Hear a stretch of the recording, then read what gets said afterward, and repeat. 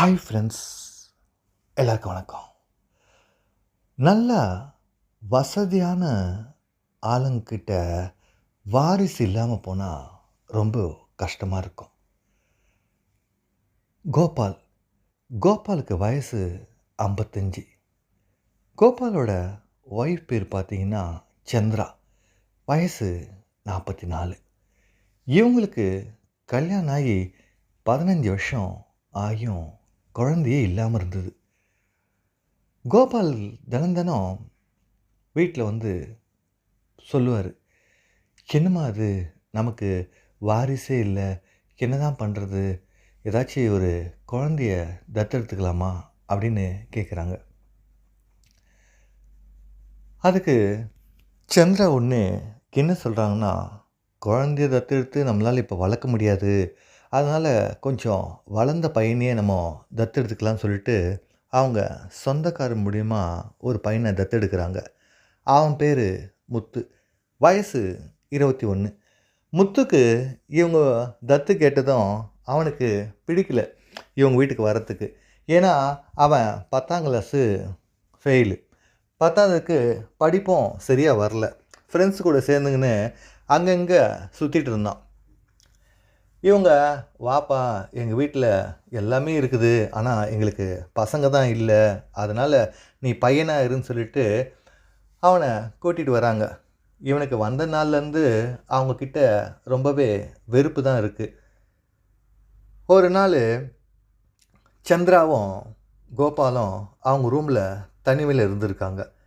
தனிமையில் இருக்கும்போது முத்து ஒன்று யோசிக்கிறான், என்ன இவங்க இந்த வயசில் கூட இப்படி இருந்தாகணுமா, இதெல்லாம் தேவையா அப்படின்னு சொல்லிட்டு மாடி மேலே போயிட்டு இதையே யோசிச்சுட்டு இருப்பான். மாடி மேலேருந்து கீழே வந்தால் கூட அந்த கதவு திறந்தே இருக்காது, மூடியே தான் இருக்கும். சரி, நம்ம காலையில் இதை பற்றி கேட்போமேன்னு சொல்லிட்டு உடனே சந்திரா கிட்ட காலையில் கேட்குறான், என்னம்மா உங்களுக்கு இந்த வயசில் இதெல்லாம் தேவையா அப்படின்னு. அதுக்கு உடனே சந்திரா சொல்கிறா, வயசு தான் ஆச்சுப்பா, எங்களுக்கு குழந்தை இல்லை, அதுக்குன்னு சந்தோஷமாக இல்லாமல் இருக்க முடியுமா அப்படின்னு. உடனே கோபால் கேட்குறான், ஏன்ப்பா இதெல்லாம் அங்கே கேட்டுட்ருக்க அப்படின்னு. இல்லை ஒன்றும் இல்லை அப்படின்னு சொல்லிட்டு சொன்னதும் கோபால்லாம் சொல்லிட்டு போகிறான் சந்திரா கிட்ட, முத்து ரொம்ப கோவமாக இருக்கான் போல இருக்குது, அவனை எப்படியாவது கொஞ்சம் சந்தோஷப்படுத்துமா அப்படின்னு சொல்லிட்டு சந்திரா கிட்ட கோபால் சொல்லிட்டு போகிறாரு. முத்து அவன் ரூமில் டிவி பார்த்துட்ருக்கான். அந்த ரூமுக்கு வந்த சந்திரா, வாப்பா சாப்பிட்லாம் அப்படின்னு. இல்லை எனக்கு சாப்பாடெலாம் வேணாம் அப்படின்னு சொல்கிறான். ஏன்பா, இன்னும் கோவம் போகலையா அப்படின்னதும் சைலண்ட்டாகவே இருக்கான். உடனே சந்திரா ஒரு தோசை எடுத்து வந்து அவனுக்கு ஊட்டி விட ஆரம்பிக்கிறான். ஊட்டி விடும்போது ரொம்பவே சத்தமாக இவன் பேச ஆரம்பிக்கிறான். நான் தான் வேணான்னு சொல்கிறேன்ல, மறுபடியும் என்னன்னு. உடனே சந்திரா அவனை கட்டி அணைக்க ஆரம்பிக்கிறான். நான் சொல்கிறேன்ல கேளு அப்படின்னு சொல்லணும். கட்டி அணைச்சதும் முத்துக்கு ஒரு மாதிரி ஆகுது. என்ன தான் அவங்க தத்தெடுத்தாலும் அவங்க பெற்ற அம்மா இல்லைல்ல. அந்த கட்டியை அரவணைக்கும்போது அது முத்துக்கு ரொம்பவே பிடிச்சி போகுது. பிடிச்சதும் தோசையும் சாப்பிட ஆரம்பிக்கிறான். அதுக்கப்புறம் சாயங்காலமாக கோபால் வரான் வீட்டுக்கு.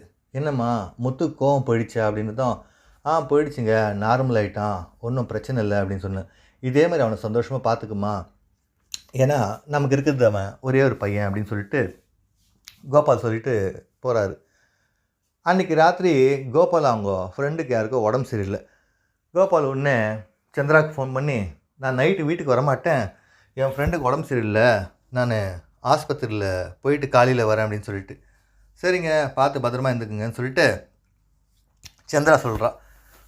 உடனே முத்து, என்ன ஆச்சு அப்படின்னு. இல்லை அப்பா அவங்க ஃப்ரெண்டுக்கு யாருக்கும் உடம்பு சரியில்லையா, அப்பா காலையில் தான் வருவாராம் அப்படின்னு. உடனே முத்து சரின்னு சொல்லிட்டு, சரி வா முத்து சாப்பிடு நைட்டுக்கு கேட்டுனதும் முத்து யோசிச்சு பார்க்குறான், நம்ம அப்பயே சாப்பிடல, அவங்க அதே மாதிரி நம்ம வந்து கட்டி அரவணைப்பாங்கன்னு சொல்லிட்டு எனக்கு சாப்பாடு வேணாம் அப்படின்னு சொல்கிறான். மறுபடியும் சந்திரா, என்ன இன்னும் கோவம் எதுவும் போகலையான்னு சொல்லிட்டு வந்து கட்டி அரவணைச்சிட்டு அவனுக்கு சாப்பாடு ஊட்டி கொடுக்குறான். அப்போது முத்து கேட்குறான், நீ பார்க்க நல்லா தான் இருக்கிற, உங்கள் வீட்டுக்காரர் ஒன்று நல்லா பண்ணுறாரா அப்படின்னு கேட்டுட்டான். கேட்டதும் சைலண்ட்டாக இந்த சந்திரா, ஏன் இந்த மாதிரிலாம் கேட்குற அப்படின்னு. ஏன் நான் கேட்கக்கூடாதா சொல்லிவிடு கேட்கல அப்படின்னதும், அப்படிலாம் எதுவும் இல்லை கேளு, ஆனால் நான் உங்ககிட்ட இந்த விஷயம்லாம் எப்படி சொல்கிறது அப்படின்னு. ஏன் என்கிட்ட சொன்னா என்னன்னு.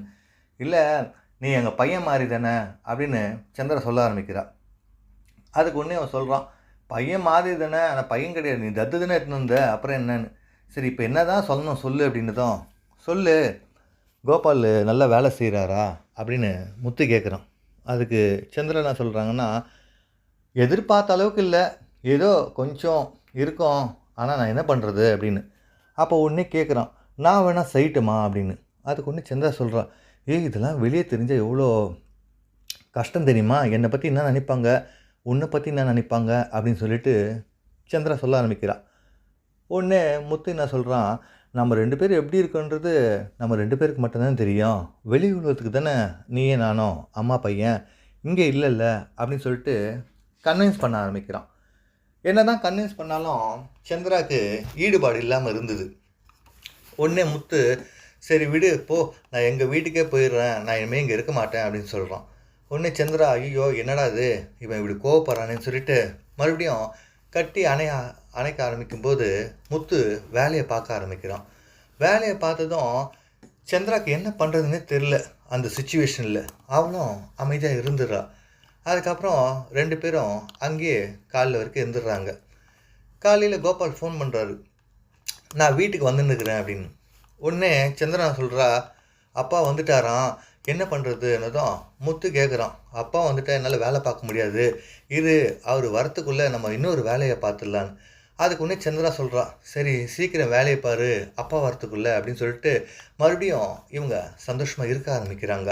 ஒரு சில பேர் பார்த்தீங்கன்னா 46 48 வயசுலேயும் பார்த்தீங்கன்னா ஆள் ரொம்பவே நல்லா இருப்பாங்க. ஏன்னா வயசில் அந்த மாதிரி இருந்திருப்பாங்க. வயசில் அந்த மாதிரி இருக்கும்போது சரியாக வேலை செய்யாதப்போ என்ன பண்ணா அவங்களோட அழகு இளமை அப்படியே இருக்க தான் செய்யும். வயசு தான் ஆகுமே தவிர இப்போ பார்த்தா கூட நமக்கு அவங்கள ரொம்ப பிடிக்கும். அந்த மாதிரி தான் இருப்பாங்க. சந்திராவும் அப்படி தான். முத்து கோபால் வந்ததும் அவர் குளிச்சுட்டு சாப்பிட்டு மறுபடியும் கடைக்கு போயிட்டார். போனதும் முத்து கேட்குறான், இனிமேல் அவர் இல்லாத சமயத்தில் நீ என் கூட தான் இருந்தான்னு சொன்னதும் சந்திராவும் சரின்னு சொல்ல ஆரம்பிக்கிறா. ஏன்னா அவங்க புருஷனுக்கு தான் வயசாகி போச்சு இல்லை. இவன் 21 22 வயசு பையன் தானே.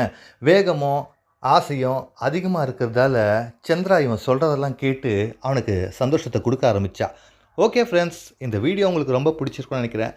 மறக்காமல் சப்ஸ்கிரைப் பண்ணுங்கள், லைக் பண்ணுங்கள், ஷேர் பண்ணுங்கள். Take care friends, keep on supporting. Bye.